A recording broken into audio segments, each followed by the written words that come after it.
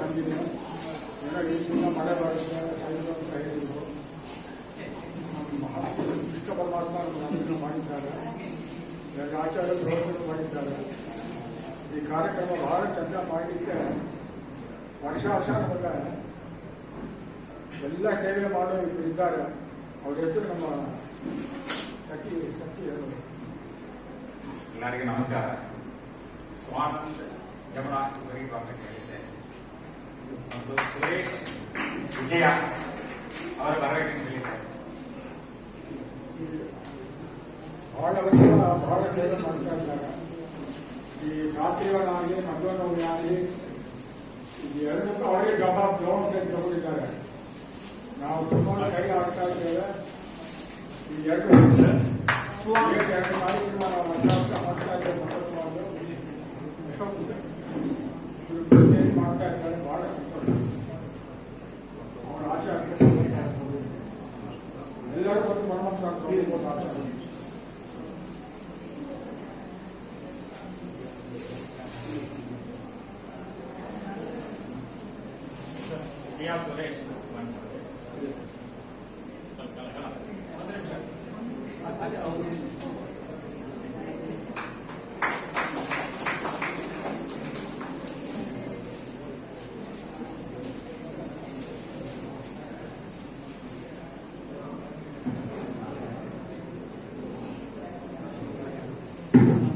ಆಚಾರ್ಯ.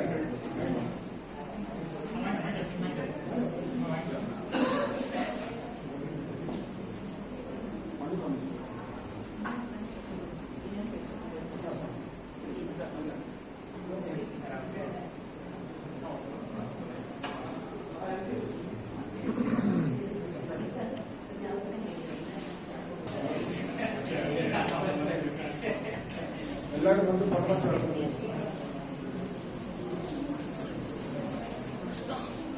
ಭಗವಂತ ತಗೊಂಡು ಎಲ್ಲರೂ ಇಲ್ಲೇ ಲೈನ್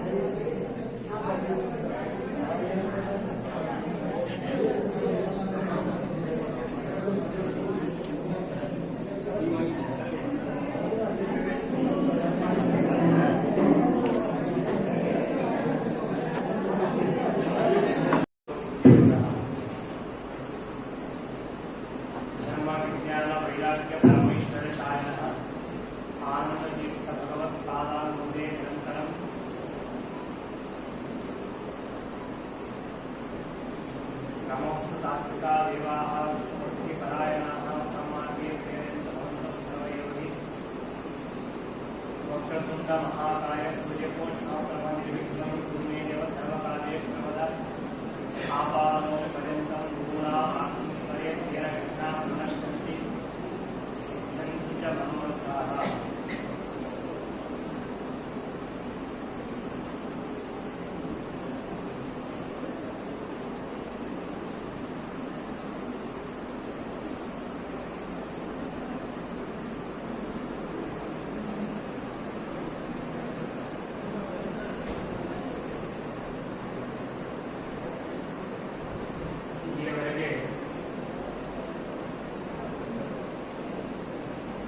ರಾತ್ರಿ ವೃಕ್ಷದ ಮಹತ್ವ ಜೊತೆಗೆ ವನದ ಮಹತ್ವವನ್ನು ನಾವು ತಿಳಿದಿದ್ದೇವೆ.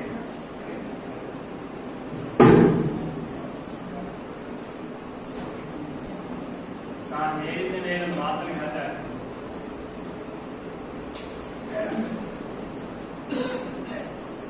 ಶ್ರೀಮದಾಚಾರ್ಯರ ಶಾಸ್ತ್ರ ನಮ್ಮ ಪರಂಪರೆ ತುಂಬಾ ಚೆನ್ನಾಗಿದ್ದು, ತುಂಬಾ ಸುಲಭವಾಗಿತ್ತು. ಆದರೆ ಜಗತ್ತಿನಲ್ಲಿ ಅಪಪ್ರಚಾರ ಜಾಸ್ತಿ ಇದೆ ನಮ್ಮ ಬಗ್ಗೆ. ನಾನು ಆ ಹೇಳ್ತಿದ್ದೆ ಹೇಳ್ತಾ ಇದ್ದೆ. ಯಾಕೆ ಚೆನ್ನಾಗಿದೆ ಅಂತ ಹೇಳ್ತಾ ಇದ್ದೆ ಅಂತಂದ್ರೆ, ನೀವು ಊಟ ಮಾಡಿ ಪುಣ್ಯ ಕೊಡ್ತೀರಿ ಅಂತ ಯಾರು ಹೇಳ್ತಾರೆ? ಜಗತ್ತಿನಲ್ಲಿ ನೀವು ಊಟ ಮಾಡಿ ಪಾಪ ಕಳಿತೇವೆ ಅಂತ ಯಾರಾದ್ರೂ ಬಂದಿದ್ದಾರೆ?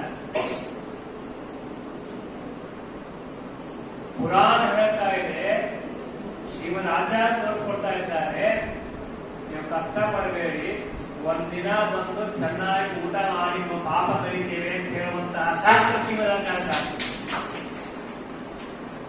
ಅಂತಹ ಸಿದ್ಧಾಂತ ನಮ್ಮದು. ಪರಮಾತ್ಮನ ಮಹಾತ್ಮ್ಯವನ್ನ ತಿಳಿಸಿಕೊಡುತ್ತಾರೆ.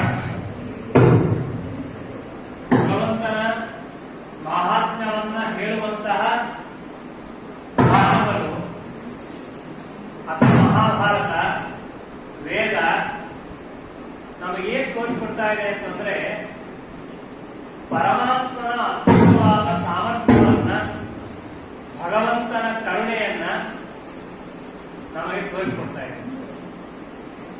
ಹೇಗೆ ಪರಮಾತ್ಮನ ಕರುಣೆಯನ್ನು ತೋರಿಸಿಕೊಡ್ತದೆ ಅಂತಂದ್ರೆ, ಇಷ್ಟೊತ್ತು ಕೇಳಿದ್ದೀವಿ. ಕೇಳಿದಾಗ ಅನೇಕ ಜನರಿಗೆ ಸಮಸ್ಯೆ ಆಗಿದೆ, ಕೆಲವರಿಗೆ ಉತ್ತರವೂ ಸಿಕ್ಕಿದೆ, ಅಂತೂ ಗೊಂದಲ ಒಂದು ಬೇಕಾದಷ್ಟು ಆಗಿದೆ. ಏನಪ್ಪ, ನಾವು ಚಾತುರ್ಮಾಸ ಮಾಡಿದ ಈ ಆಚಾರ್ಯ ಹೇಳ್ತಾ ಇದ್ದಾರೆ, ನಮ್ದೇ ಗತಿ ಅಂತ ಹೇಳಿ ಕೆಲವರಿಗೆ ಏನಾದ್ರೂ ಪರವಾಗಿಲ್ಲ, ಇವತ್ತಂತೂ ಊಟ ಮಾಡಿಬಿಟ್ಟಿವೆಲ್ಲ, ಎಲ್ಲ ಹೋಗುತ್ತೆ ಅಂತೀವಿ. ಒಬ್ಬರೊಬ್ಬರು ಒಂಥರ ಅಂತೂ ಏನೋ ಒಂದು ಸಮಾಧಾನ ಮನುಷ್ಯನ ಮಾಡ್ಕೊಂಡು ನಾವೇ ಮಾಡ್ಕೋಬೇಕು, ಅನಿವಾರ್ಯ ಇದೆ. ಯಾಕೆಂದ್ರೆ ಅವರವ್ರ ಸಮಸ್ಯೆ ಅವರವರಿಗೆ ಇರುತ್ತೆ. ಹಾಗೆ ನಿಜವಾಗಿಯೂ ಶಾಸ್ತ್ರ ನಮಗೆ ಏನ್ ಹೇಳ್ಕೊಡುತ್ತೆ ನೆನಪಿರ್ಬೋದು. ಯಾವುದೇ ಒಂದು ವ್ರತ, ಯಾವುದೇ ಒಂದು ನಿಯಮ, ಯಾವುದೇ ಒಂದು ಹೋಮ, ಇದೆಲ್ಲದರ ಉದ್ದೇಶ ಏನಿದೆ? ನಾವು ಕೇಳಿದ್ವಿ, ಪಾಪ ಪರಿಹಾರವಾಗುತ್ತೆ, ಅದಕ್ಕಾಗಿ ನಮಗೆಲ್ಲ ನೋಡ್ರಿ, ಧರ್ಮ ಮಾಡುವಾಗ ಎರಡು ರೀತಿಯಿಂದ ಧರ್ಮ ಮಾಡ್ತೇವೆ. ಒಂದು ಭಯದಿಂದ ಧರ್ಮ ಮಾಡ್ತೀವಿ ನಾವೆಲ್ಲ. ಅಯ್ಯೋ ಅದೇನಾಗುತ್ತೇನೋ ಇದೇನಾಗುತ್ತೇನೋ ಅಂತ ಭಯಪಟ್ಟು ಧರ್ಮವನ್ನು ಮಾಡೋದು ಮನುಷ್ಯರ ಸ್ವಭಾವ. ದೇವರ ಪ್ರೀತಿಯಾಗಲಿ, ದೇವತೆಗಳು ಸಂತುಷ್ಟರಾಗಲಿ, ಗುರುಗಳು ಪ್ರೀತರಾಗಲಿ ಅನ್ನೋದಕ್ಕಾಗಿ ಧರ್ಮ ಮಾಡೋದು ಇನ್ನೊಂದು ಕಾನ್ಸೆಪ್ಟ್ ಇದೆ. ನಾವೆಲ್ಲ ಎರಡನೇ ಕಾನ್ಸೆಪ್ಟ್ ಬರ್ತೀವಿ, ಒಂದೇ ಕಾನ್ಸೆಪ್ಟ್ ಬರೋದಿಲ್ಲ. ನಮಗೆ ಹೇಳ್ತಾರೆ, ನೀನು ಊಟ ಮಾಡಿಲ್ಲ ಅಂದ್ರೆ, ಏನಾದ್ರು ತಪ್ಪು ಮಾಡಿದ್ರೆ ನರಕದಲ್ಲಿ ಆ ಬೆಂಕಿಯಲ್ಲಿ ಹಾಕಿ ಬೇಯಿಸ್ತಾರೆ, ಕೈದರೆ ಭಯ. ಅಯ್ಯೋ ಬೇಡ ಏನಾದ್ರು ಮಾಡಿಬೇಡ, ಅದೇನು ಇಲ್ಲ ಅಂತ ಹೇಳಿ ನಾವು ಮಾಡಿ ಕಡಿದೀವ? ಇಲ್ಲ, ಏನಿಲ್ಲ, ನೀವು ಚೆನ್ನಾಗಿ ಊಟ ಮಾಡ್ರಿ, ದೇವರ ಅನುಗ್ರಹ ಮಾಡ್ತಾರೆ, ಗುರುಗಳ ಅನುಗ್ರಹ ಮಾಡ್ತಾರೆ ಅಂತ ಮಾಡಿ ಯಾವಾಗ ಮಾಡ್ಕೋದ್ರೆ ನಮಗೇನು? ನಾನು ಯಾಕೆ ಮಾತನ್ನು ಹೇಳ್ತಾ ಇದ್ದೀನಿ ಅಂತಂದ್ರೆ, ಯಾವ ವ್ರತ ನಿಯಮಗಳ ಮೂಲ ಉದ್ದೇಶ ಇರೋದು ಭಗವಂತನ ಅನುಗ್ರಹ, ದೇವರ ಪ್ರೀತಿ. ಆ ಭಗವಂತನ, ಗುರುಗಳ, ದೇವತೆಗಳ ಪ್ರೀತಿ ಆಗುವುದಕ್ಕಾಗಿ ಧರ್ಮಾನುಷ್ಠಾನ ಮಾಡೋದೇ ಹೊರತಾಗಿ ಕೇವಲ ನಮ್ಮ ಪಾಪ ಪರಿಹಾರವಾಗುತ್ತೆ ಅಂತ ಮಾತ್ರ ಉದ್ದೇಶವಲ್ಲ. ಪಾಪ ಪರಿಹಾರ ಆಗೇ ಆಗುತ್ತೆ, ಸಂಶಯನೇ ಇಲ್ಲ. ಕಿಮಲಭ್ಯಂ ಭಗವತಿ ಪ್ರಸನ್ನೇ ಶ್ರೀನಿಕೇತನೆ ಶಾಸ್ತ್ರ ಹೇಳುತ್ತೆ, ದೇವರು ಪ್ರೀತನಾದ ಮೇಲೆ ಇನ್ನೇನು ನಾವು ಕೇಳೋದುಂಟು, ಎಲ್ಲ ಲಾಭಗಳು ನಮಗೆ ಆಗುತ್ತದೆ. ಇದರಲ್ಲಿ ಯಾವ ಸಂದೇಹನೇ ಇಲ್ಲ. ನಾವೇನ್ ಮಾಡ್ತೀವಿ, ಆ ಕಡೆ ಗಮನವೇ ಕೊಡೋದು, ದೇವರ ಕಡೆಗೂ ಗಮನವಿಲ್ಲ. ನಾನು ಹಾಗೆ ಹೇಳ್ತೇನೆ, ತಿಳ್ಕೊಬೇಡಿ, ಇದು ಪ್ರಾಕ್ಟಿಕಲ್. ಪ್ರಾಕ್ಟಿಕಲ್ ಇತ್ತು ಹೇಳಿದಾಗ ಸ್ವಲ್ಪ ಮನಸ್ಸಿಗೆ ಅಸಮಾಧಾನವಾಗುತ್ತೆ. ಅದು ಶಾಸ್ತ್ರ ಹೇಳುತ್ತೆ ಏನು, ನಾವ್ಯಾರು ದುಷ್ಟರಲ್ಲ, ನಾವ್ಯಾರು ನೀಚರಲ್ಲ, ನಾವ್ಯಾರು ಭಕ್ತರಲ್ಲ, ದೇವರ ವಿರೋಧಿಗಳಲ್ಲ, ನಾವೆಲ್ಲ ಧರ್ಮವನ್ನ ನಿಂದ ಮಾಡುವವರಲ್ಲ, ನಾಸ್ತಿಕರಲ್ಲ, ಧರ್ಮದ ಮೇಲೆ ವಿಶ್ವಾಸ ಇದ್ದವರು, ಬ್ರಾಹ್ಮಣರಲ್ಲಿ ವಿಶ್ವಾಸ ಇದ್ದವರು, ವೇದಗಳಲ್ಲಿ ವಿಶ್ವಾಸ ಇದ್ದವರು, ಗುರುಗಳಲ್ಲಿ ಭಕ್ತಿ ಇದ್ದವರು, ತಂದೆ ತಾಯಿಗಳಲ್ಲಿ ಗೌರವವನ್ನು ಹೊಂದಿದವರು. ಇದರಲ್ಲಿ ಯಾವ ಸಂದೇಹವಿಲ್ಲ.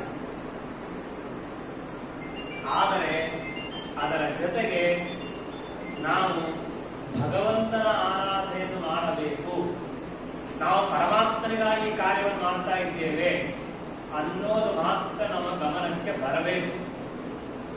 ತುಂಬಾ ಕಷ್ಟ, ಅಷ್ಟು ಸುಲಭವಾಗಿ ಬರೋದಿಲ್ಲ.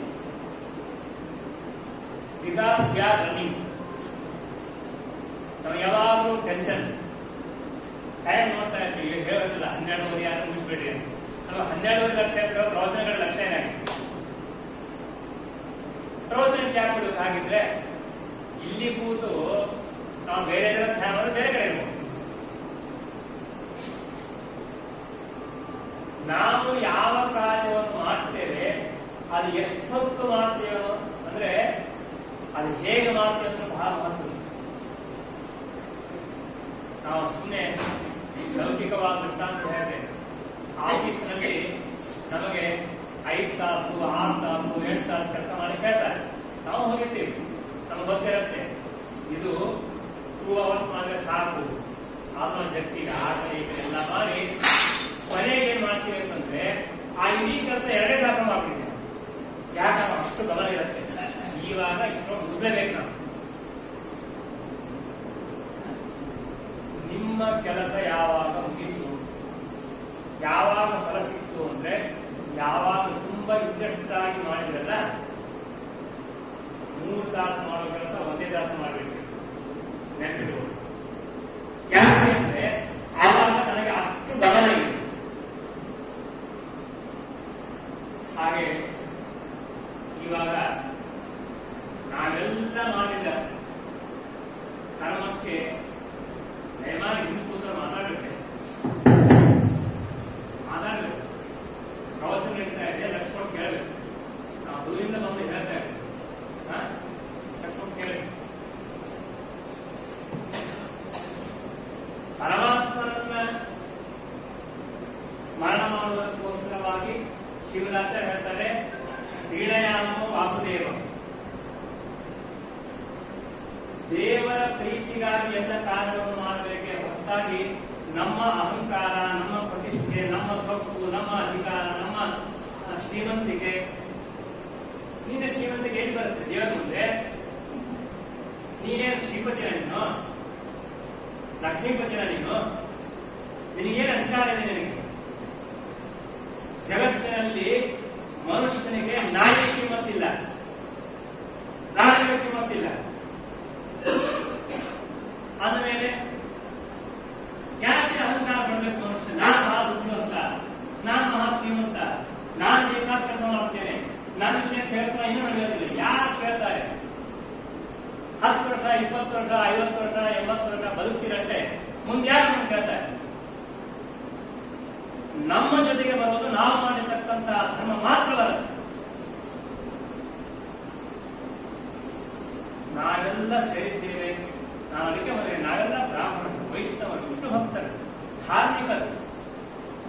ಆದರೆ ನಮಗೆ ಸರಿಯಾಗಿರ್ತಕ್ಕಂತಹ ಮಾರ್ಗ ಸಿಗಬೇಕಾಗಿದ್ದರೆ ವಿಷ್ಣು ಭಕ್ತಿಯನ್ನು ಮಾಡಿ ತಿಳ್ಕೋಬೇಕು.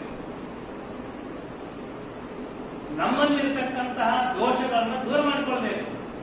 ಶಾಸ್ತ್ರ ಏನ್ ಹೇಳುತ್ತೆ? ನಮಗೆಲ್ಲ ಅಹಂಕಾರ, ದ್ವೇಷ, ದೋಷ, ಇನ್ನೊಬ್ಬರು ಬೈಯೋದು ಎಲ್ಲ ಮಾಡ್ತಾ ಕೂತು ಧರ್ಮ ಮಾಡಿದ್ರೆ ಪುಣ್ಯ ಬರುತ್ತೆ ನಮಗೆ. ಯಾಕೆ ದೇವರು ಪುಣ್ಯ ಕೊಡ್ತಾನೆ? ಸರ್ವಥ ಪುಣ್ಯ ಕೊಡೋದಿಲ್ಲ. ಆದ್ರೆ ನಮ್ಮನ್ನ ಬೈದ ವ್ಯಕ್ತಿಗೆ ನಾವು ಸಾಮಾನ್ಯ ಮನುಷ್ಯರು ಯಾಕೆ ಮಾತಾಡ್ಸೋದಿಲ್ಲ, ಅವನಿಗೆ ಪುರಸ್ಕಾರ ಮಾಡೋದಿಲ್ಲ. ದೇವರು ಮಾಡ್ತಾನ? ಯಾಕೆ ಮಾಡ್ಬೇಕು ದೇವರು? ದೇವರಿಗೆ ಲಾಭ ಇದೆ, ನಮಗೆ ಲಾಭ ಇದೆ.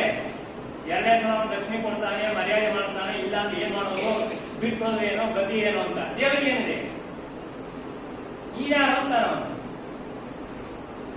ಅಂದ ಮೇಲೆ ನಾವು ಯಾವುದೇ ಧರ್ಮವನ್ನು ಮಾಡಬೇಕಾಗಿದ್ದರೂ ಕೂಡ ಜಪ ಮಾಡ್ತಿರೋ, ಪಾರಾಯಣ ಮಾಡ್ತಿರೋ, ದಾನ ಕೊಡ್ತಿರೋ, ಯಜ್ಞ ಮಾಡ್ತಿರೋ, ಏನೇ ಮಾಡಿ ಮಾಡಬೇಕಾದಾಗ ಮೊಟ್ಟ ಮೊದಲಿಗೆ ಮಾನವೀಯತೆ ಇರಬೇಕು. ನಾವು ಮನುಷ್ಯರಾಗಬೇಕು. ಮೊದಲಿಗೆ ಶಾಸ್ತ್ರ ಹೇಳುತ್ತೆ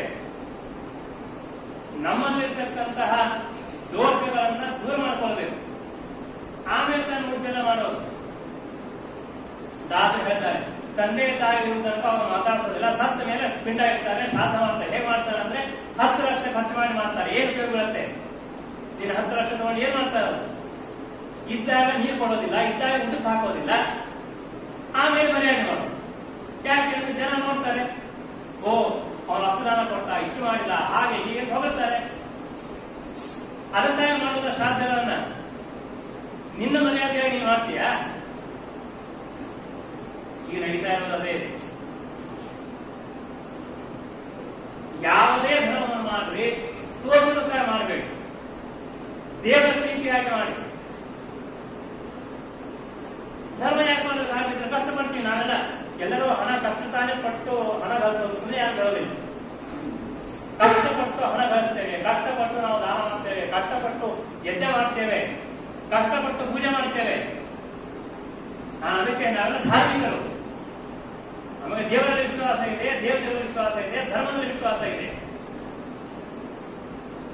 ಆದ ಮೇಲೆ ಅದರ ಪರಿಪೂರ್ಣವಾದ ಫಲ ಬರಬೇಕಾಗಿದ್ದರೆ ನಾವು ಬೇಸಿಕ್ ಆಗಿರತಕ್ಕಂತಹ ಧರ್ಮಗಳನ್ನೇ ಬೆಳೀತಾ ಇದ್ದೇವೆ. ಯಾವುದನ್ನ ಶ್ರೀಕೃಷ್ಣ ಪರಮಾತ್ಮ ಗೀತೆಯಲ್ಲಿ ಹೇಳ್ತಾನೆ, ನೀನು ಮೊಟ್ಟ ಮೊದಲಿಗೆ ಮನುಷ್ಯನಾಗು, ಇನ್ನೊಬ್ಬರನ್ನ ದ್ವೇಷ ಮಾಡಬೇಡ, ಇನ್ನೊಬ್ಬರನ್ನ ನಿಂದೆ ಮಾಡಬೇಡ, ಇನ್ನೊಬ್ಬರನ್ನ ಬೈಬೇಡ, ಇನ್ನೊಬ್ಬರಿಗೆ ತಿರಸ್ಕಾರ ಮಾಡಬೇಡ, ಇನ್ನೊಬ್ಬರಿಗೆ ಪರೋಪಕಾರ ಮಾಡು, ಮರ್ಯಾದೆ ಮಾಡು, ಗೌರವ ಕೊಡು. ಇದು ಮಾಡಿ ನಾವು ನಡೀತೀವ? ಇಲ್ಲ. ಕೋಟಿ ರೂಪಾಯಿ ದಾನ ಕೊಡಿ ಕಡಿಯಿದ್ದಾರೆ, 1 ನಿಮಿಷ ಒಂದು ದೇವರನ್ನು ಕೂಡಲು ಕೂಡಿ ಕಡಿಯಿಲ್ಲ. ಏನ್ ಮಾಡೋದು ತಗೊಂಡದನ್ನ? ನಮ್ಮ ಉದ್ಧಾರ ಆಗಬೇಕು, ಆತ್ಮನ ಉನ್ನತಿ ಆಗಬೇಕು. ಆತ್ಮನ ಉನ್ನತಿ ಅಂತಂದ್ರೆ ನಾವು ಜೀವರಿದ್ದೀವಲ್ಲ, ನಮ್ಮ ಜೀವನದಲ್ಲಿ ಏನಾದ್ರೂ ಸ್ವಲ್ಪ ಒಳಗಡೆ ಬರಬೇಕು, ನಮ್ಮ ಒಳಗೆ ಬರಬೇಕು. ನಮ್ಮೊಳಗೆ ಏನಾದ್ರೂ ಒಳ್ಳೆಯ ಗುಣ ಬರಬೇಕು, ಒಳ್ಳೆಯ ಚಿಂತನೆ ಬರಬೇಕು. ನಾನು ದೇವರ ಸ್ಮರಣೆ ಮಾಡ್ತೇನೆ. ಒಂದ್ಸಲ ನಾವೆಷ್ಟು ಮಾಡ್ತೀವಿ ಹೇಳಿ? ನಿಜವಾಗಿ ಹೇಳಿ, ನಾವು ದೇವರ ಸ್ಮರಣೆ ಮಾಡ್ತೀವ? ಮಾಡೋದಿಲ್ಲ. ನಾವೆಲ್ಲರೂ ಕೂಡ ದೇವರಿಗೆ ಪ್ರಾರ್ಥನೆ ಮಾಡೋಣ. ಇಷ್ಟೇ ನಮ್ಮ ಜೀವನದಲ್ಲಿ ಭಗವಂತನ ಸ್ಮರಣೆ ಬರಬೇಕು. ನಾವು ಮೋಸ ಮಾಡಬಾರದು. ಧರ್ಮಕ್ಕೆ ಮೋಸ ಮಾಡ್ತೇವೆ ನಾವು. ದೇವರೇನು ಮೂರ್ಖನ? ಮನುಷ್ಯನಿಗೆ ಅರ್ಥ ಆಗತ್ತೆ, ದೇವರಿಗೆ ಅರ್ಥ ಆಗೋದಿಲ್ವಾ? ನಾವು ಫಲ ಕೊಡ್ತಾನೆ ದೇವರು? ಯಾಕೆ ಕೊಡ್ತಾನೆ ದೇವರು? ಕೊಡೋದಿಲ್ಲ. ಭಾಗವತ ಹೇಳುತ್ತೆ, ಧರ್ಮ ರೋಚಿತ ಕೈತವ, ಕಪಟವಿಲ್ಲದ ಧರ್ಮವನ್ನು ಮಾಡಿ, ಮೋಸವಿಲ್ಲದ ಧರ್ಮವನ್ನು ಮಾಡಿ. ಆಗ ಹೇಳಿಕ್ಕೂ ಯಾರಿಗೂ ಧೈರ್ಯ ಇಲ್ಲ. ಇವತ್ತು ತಂದೆ ತಾಯಿಗೆ ಮಕ್ಕಳಿಗೆ ಹೇಳಿಕ್ ಧೈರ್ಯ ಇಲ್ಲ. ಅವ್ರು ಏನ್ ಅಂದ್ಬಿಡ್ತಾರೋ, ಏನ್ ಹೇಳ್ತಾರೋ, ಏನ್ ಕೇಳ್ತಾರೋ, ಯಾಕೆ? ಧೈರ್ಯದಿಂದ ಹೇಳಿ. ಇವತ್ತು ನಮ್ಮ ಸಮಾಜ ಚೆನ್ನಾಗಿರ್ಬೇಕು, ನಮ್ಮ ಮಕ್ಕಳು ಚೆನ್ನಾಗಿರ್ಬೇಕು. ಕುಡಿಬಾರದು, ತಿನ್ನಬಾರದು, ಕಂಡಲ್ಲಿ ಇದು ಮಾಡಬಾರದು, ಬೇರೆ ಜಾತಿ ಮದುವೆ ಮಾಡ್ಕೊಳ್ಬಾರದು. ಎಷ್ಟು ನಮ್ಮ ಜವಾಬ್ದಾರಿ ಇದೆ. ಯಾರು ಹೇಳ್ಬೇಕಂದ್ರಲ್ಲ, ತಂದೆ ತಾಯಿ ಹೇಳಿದ್ರೆ ಬೇರೆ ಹೇಳ್ತಾರ? ಅದಕ್ಕಾಗಿ ಪುಣ್ಯವನ್ನು ಮಾಡಿ, ಕೆಟ್ಟ ಕೆಲಸ ಮಾಡುವಾಗ ಧೈರ್ಯದ ಬೇಡ ಅಂತ ಹೇಳಿ. ಅದು ನಿಜವಾದ ದೇವರ ಪೂಜೆ, ಅದು ನಿಜವಾಗಿರ್ತಕ್ಕಂತಹ ಭಗವಂತನ ಪ್ರೀತಿ ಆಗತ್ತೆ. ಭಾರತೀಯ ವನ ಮಾಡಿದ್ದೇವೆ, ವನ ಭೋಜನ ಮಾಡಿ. ಅದಕ್ಕೆ ಹೇಳಿದೆ, ನಮ್ಮ ಶಾಸ್ತ್ರದಲ್ಲಿ ಚಿಕ್ಕ ಚಿಕ್ಕ ಕಾರ್ಯಕ್ಕೂ ದೊಡ್ಡ ಫಲವನ್ನು ಹೇಳಿದ್ದಾರೆ. ಇಲ್ಲ ಅಂತಲ್ಲ, ಅಂದ ಮಾತ್ರಕ್ಕೆ ಡೈರೆಕ್ಟ್ ಆಗಿ ಬರುತ್ತೆ ತಿಳ್ಕೋಬೇಕು. ನಾವು ಡಾಕ್ಟರ್ ಹತ್ರ ಹೋಗ್ತೇವೆ, ನಮಗೆ ಆರೋಗ್ಯ ಚೆನ್ನಾಗಿಲ್ಲ ಅಂತ ಹೇಳ್ತೀವಿ, ಕಫ ಆಗಿದೆ, ತಲೆಸೂರಿಗಿದೆ, ಔಷಧ ಕೊಡ್ತಾರೆ, ಔಷಧ ತೆಗೆದುಕೊಳ್ಳಿ ಅಂತ ಹೇಳ್ತಾರೆ. 3 ದಿನ ತಗೊಂಡಿದ್ವಿ, ಕಡಿಮೆ ಆಗಿಲ್ಲ. ಅವ್ರ ಹತ್ರ ಹೋಗ್ತೀವಿ, ಏನ್ ಅನ್ಯಾಯ ಇದು, ನೀನು ಕೊಟ್ಟ ಔಷಧ ತೆಗೆದುಕೊಂಡು ಕಡಿಮೆ ಆಗಿಲ್ಲ. ಅವ್ನು ಕೇಳ್ತಾನೆ, ಏನ್ ಮಾಡಿದ್ವಿ? 3 ದಿನ ನೀರು ಸ್ನಾನ ಮಾಡಿ ಬೆಳಗ್ಗೆ ಸಾಯಂಕಾಲ ಐಸ್ ಕ್ರೀಮ್ ತಿಂದು ಚೆನ್ನಾಗಿದ್ದೇನೆ. ಅವನಂತಾನೆ ಮೂರ್ಖ ಅಂತ. ನಾನು ಕೊಟ್ಟ ಔಷಧ ನಿನಗೆ ಸರಿಯಾಗಿ ಆಗ್ಬೇಕಂದ್ರೆ ಪತ್ತೆ ಮಾಡಬೇಕು, ಆವಾಗ ತಾನೇ ನಿನಗೆ ಆರೋಗ್ಯ ಚೆನ್ನಾಗಿರುತ್ತೆ. ನೀನು ಕಂಡಂತೆ ನಿನ್ನ ಮನಸ್ಸಿಗೆ ಬಂದಂಗೆ ತಿಂದು ನಿನ್ನ ಮನಸ್ಸಿಗೆ ಬಂದೆ ತಿರುಗಾಡಿ ನಾನು ಕೊಟ್ಟ ಔಷಧ ಸರಿ ಇಲ್ಲ ಅಂತ ಹೇಳಿದ್ರೆ ಇವತ್ತು ಹಾಗಾಗ್ತಾ ಇದೆ. ಧರ್ಮದ ವಿಷಯದಲ್ಲಿ ಅದೇ ಆಗ್ತಾ ಇದೆ. ನಾವು ಮಾಡತಕ್ಕಂತಹ ಧರ್ಮ ನಿಶ್ಚಿತವಾಗಿ ಒಳ್ಳೆಯ ಫಲ ಕೊಡುತ್ತೆ, ಮಾಡೋ ರೀತಿ ಸರಿ ಇಲ್ಲ, ಮಾಡೋ ಕ್ರಮ ಸರಿ ಇಲ್ಲ. ಮಾಡೋ ರೀತಿಯಲ್ಲಿ ಮಾಡಿದ್ರೆ ಯಾಕೆ ಫಲ ಕೊಡೋದಿಲ್ಲ? ಬಂದೇ ಬರುತ್ತೆ. ಆದ್ದರಿಂದ ಸರಿಯಾದ ಕ್ರಮದಲ್ಲಿ ಯಾವುದೇ ಧರ್ಮ ಕರ್ಮಗಳ ಅನುಷ್ಠಾನ ಮಾಡಿದ್ರೆ ನಿಶ್ಚಿತವಾಗಿ ಒಳ್ಳೆಯ ಫಲ ಬಂದೇ ಬರುತ್ತೆ. ಯಾವ ಸಂದೇಹವೂ ಇಲ್ಲ. ನಾವೆಲ್ಲರೂ ವಿಷ್ಣು ಭಕ್ತರು, ನಾವೆಲ್ಲರೂ ಶ್ರೀಮದ್ ಆಚಾರ್ಯ ಪರಂಪರೆಯಲ್ಲಿ ಬಂದಿದ್ದೇವೆ. ಉತ್ತಮವಾದ ಭಾಗವತ ಸಂಪ್ರದಾಯ ಇದೆ. ನಮ್ಮ ತಂದೆ ತಾಯಿಗಳು ಒಳ್ಳೆಯವರಾಗಿದ್ದಾರೆ, ನಮಗೆ ಒಳ್ಳೆಯ ಸಂಸ್ಕಾರ ಕೊಟ್ಟಿದ್ದಾರೆ. ನಾವು ನಮ್ಮ ಮಕ್ಕಳು ಒಳ್ಳೆಯ ಸಂಸ್ಕಾರವನ್ನು ಕೊಟ್ಟಿದ್ದೇವೆ, ಕೊಡಬೇಕಾಗಿದೆ. ಕೊಡದೇ ಇದ್ದವರು ಕೊಡಬೇಕು. ಧೈರ್ಯದಿಂದ ಧರ್ಮವನ್ನು ಸಾಧನೆ ಮಾಡಬೇಕು. ಇವತ್ತು ನಾವೆಲ್ಲರೂ ಧೈರ್ಯವಂತರಾಗಬೇಕು ಧರ್ಮದ ವಿಷಯದಲ್ಲಿ. ಧೈರ್ಯ ಇಲ್ಲದೆ ಇದ್ರೆ ಧರ್ಮ ಮಾಡಲಿಕ್ಕೆ ಆಗೋದಿಲ್ಲ. ಧೈರ್ಯ ಇಲ್ಲದೆ ಇದ್ರೆ ದಾನ ಮಾಡಲಿಕ್ಕೆ ಆಗೋದಿಲ್ಲ. ಧೈರ್ಯ ಇಲ್ಲದೆ ಇದ್ರೆ ಯಾವ ಕಾರ್ಯಕ್ರಮ ಮಾಡಲಿಕ್ಕೆ ಆಗೋದಿಲ್ಲ. ಆದ್ದರಿಂದ ಎಲ್ಲ ಗುರುಗಳ ಹಾಗೂ ದೇವತೆಗಳ, ಮುಖ್ಯವಾಗಿ ಮುಖ್ಯ ಪ್ರಾಣದೇವರ ಶ್ರೀಮದ್ ಆಚಾರ್ಯರ ಅಂತರ್ಯಾಮಿಯಾಗಿರ್ತಕ್ಕಂತಹ ಭಗವಂತನಲ್ಲಿ ಇಷ್ಟನ್ನೇ ನಾವು ಪ್ರಾರ್ಥನೆ ಮಾಡುವುದು. ಏನು ಅಂತಂದರೆ, ನಾವೆಲ್ಲ ವಿಶೇಷವಾಗಿ ಮಾತೃ ಸಮಾಜ ಈ ಕಾರ್ಯವನ್ನು ಅನೇಕ ವರ್ಷಗಳಿಂದ, ಎಷ್ಟು ವರ್ಷ ಆಯ್ತು ಇವಾಗ? ಸ್ಟಾರ್ಟ್ ಆಗಿ 59 ವರ್ಷಗಳಿಂದ ಒಳ್ಳೆಯ ಕಾರ್ಯವನ್ನ ಮಾತೃ ಸಮಾಜ ಇಲ್ಲಿ ಮಾಡ್ತಾ ಬಂದಿದೆ. ಅತ್ಯಂತ ವಿಶೇಷವಾಗಿರ್ತಕ್ಕಂತಹದ್ದು. ಅದು ಅನೇಕ ಜನರು ತಾವು ಸೇವೆ ಮಾಡ್ತಾ ಬಂದಿದ್ದಾರೆ. ಹೀಗೆ ಇನ್ನೂ ವಿಶೇಷವಾಗಿ ಅಭಿವೃದ್ಧಿಯಾಗಲಿ. ಅದರಂತೆ ಈ ಶ್ರೀಪಾದ ಮಠದಲ್ಲಿ ಮಾಡುವಾಗ ಇಲ್ಲಿಯ ಆಚಾರ್ಯರು ಹಾಗೂ ಅನೇಕ ಮಾಡಿದ್ದಾರೆ. ಎಲ್ಲರಿಗೂ ಪರಮಾತ್ಮ ವಿಶೇಷವಾಗಿ ಅನುಗ್ರಹವನ್ನು ಮಾಡಲಿ. ಮತ್ತೆ ಮತ್ತೆ ನಾವು ಗುರುಗಳಲ್ಲಿ ದೇವರಲ್ಲಿ ಇಷ್ಟನ್ನೇ ಪ್ರಾರ್ಥನೆ ಮಾಡೋದು, ದೇವರೇ ನಮಗೇನು ಕೊಡ್ತೀಯೋ ವಿಷಯ ಗೊತ್ತಿಲ್ಲ, ನಮಗೆ ದುರ್ಬುದ್ಧಿ ಬೇಡ, ದುರ್ವಿಚಾರಗಳು ಬೇಡ, ದುರ್ಮಾರ್ಗದಲ್ಲಿ ನಡೆಯೋದು ಬೇಡ, ಸನ್ಮಾರ್ಗದಲ್ಲಿ ನಡೆಯಬೇಕು, ಸರಿಯಾಗಿ ನಮ್ಮ ಜೀವನ ನಡೀಬೇಕು. ನಮ್ಮದು ಮಾತ್ರವಲ್ಲ, ನಮ್ಮ ಮಕ್ಕಳು, ನಮ್ಮ ಪರಂಪರೆ, ದೊಡ್ಡ ಪರಂಪರೆ ಇದೆ. ಆರಾಮಾಗಿ ಮದುವೆ ಮಾಡ್ಕೊಂಡ್ಬಿಡ್ತೀವಿ, ಆ ಪರಂಪರೆ ಹೋಯ್ತು ಅಂತ ಗೊತ್ತೇ ಆಗೋದಿಲ್ಲ. ಎಷ್ಟು ಜನ ರಕ್ಷಣೆ ಮಾಡಿಕೊಂಡು ಬಂದಿದ್ದಾರೆ. ಇಂತಹ ಶ್ರೇಷ್ಠವಾಗಿರ್ತಕ್ಕಂತಹ ಪರಂಪರೆ ನಿರಂತರವಾಗಿ ನಡೆಯಲಿ. ಆ ಗುರುಗಳ ದೇವರ ಅನುಗ್ರಹ ನಮ್ಮ ಮೇಲೆ ಆಗಲಿ ಎಂಬುದಾಗಿ ಮತ್ತೊಮ್ಮೆ ಪ್ರಾರ್ಥನೆ ಮಾಡ್ತೇನೆ. ಹರೇ ನಮಃ. ಶ್ರೀ ಕೃಷ್ಣ.